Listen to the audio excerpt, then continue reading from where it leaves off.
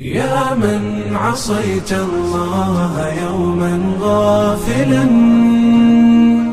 أنسيت أن الله قد أعطاك نعم عليك كثيرة، لو صنتها لأطعت خالقك الذي رباك، لأطعت خالقك الذي رباك.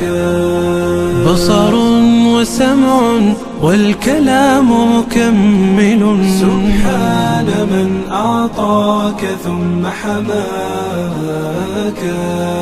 من بعدها تقوى على عصيانه، يا للوقاحة كيف تفعل ذاك؟ تجرؤ على فعل المعاصي قاصدا، فتظن أن الله ليس يراك.